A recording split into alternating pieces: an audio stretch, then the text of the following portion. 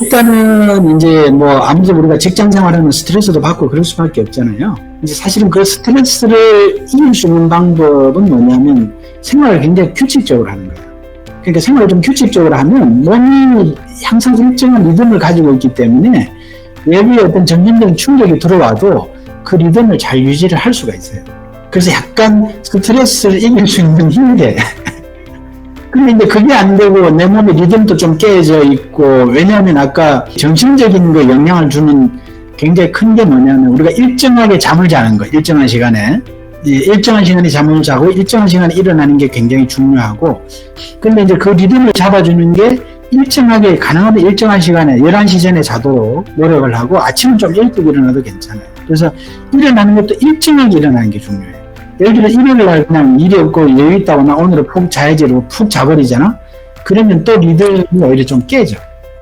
그러니까 피곤하면 잠시 한 30분 정도 낮잠을 자더라도 일정하게 자고 일정하게 일어나는 게 좀 내가 조언을 주고 싶고. 네, 자, 신생아가 먹고 나서 토하잖아요. 토하는 거는 저는 그거를 좀 교육시킬 필요가 있는데요. 그거를 구토라고 생각하는 거는 좀 별로고, 물론 구토하는 애가 있어요. 질병에 따라. 근데 그게 아니라 건강한 아이들이 올리는 거를 우리가 역류 현상이라고 합니다. 건강한 애들은 역류 현상이 있는데요. 무슨 말이냐면 성인들도 예를 들어 너무 많이 먹으면 이렇게 우락할 수 있잖아요. 그런데도 잘 안 나오는 이유가 뭐냐면 위와 식도 사이에 있는 관략근이 있어요. 근육이 꽉 쪼매주기 때문에 아무리 많이 먹어도 성인들은 사회적으로 막 토하고 다니면 안 되잖아요. 근데 애기들은 그렇지 않아요. 위와 식도 사이의 관략근이 굉장히 약하고 이 각도도 되게 느슨해가지고 많이 먹고 배에 좀만 힘줘도 확 튀어나오는 거죠.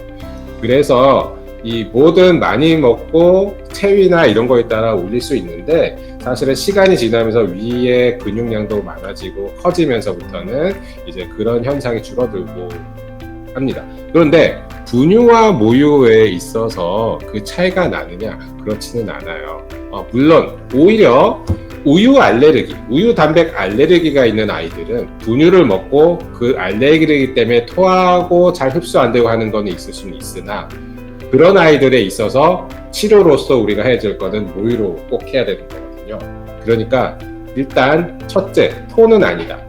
우리 아이가 좀 많이 먹었구나. 토닥토닥 해주시고 다음에 수유하시면 되고요. 두 번째, 안에 있는 찌꺼기는 우리 위에서 위산이 분비됩니다.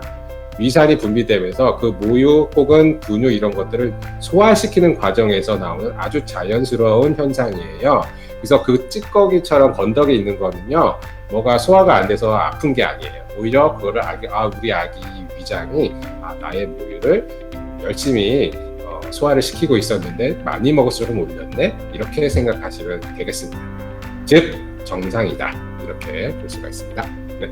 복근과 코어 운동은 임신에 되게 중요한 것들이에요. 왜냐하면 골반 아래에 있는 근육이랑 허리랑 복근이 자궁이 점점 커지더라도 충분히 그걸 버틸 수 있는 버팀목이래요. 그렇지 않으면 몸이 이렇게 틀어진다거나 이렇게 틀어지면 골반이 틀어져요. 그렇기 때문에 운동을 하시는 건 충분히 도움이 될 수 있고요. 하지만 임신 초반에 1분기 13주까지는 너무 격한 운동을 그래서 풀을 만약에 받으시더라도 임신 2분기 때 조금 천천히 이렇게 무리되지 않게 받는 게 좋을 것 같고, PT를 너무 격하게 하시면은 몸에 그 활성산소가 많이 생길 수 있어요. 그러면은 임신에 무리가 될 수 있기 때문에 조금 평소 하는 운동량보다 한 60%, 70% 정도 하시는 걸 저는 추천을 좀 드릴게요.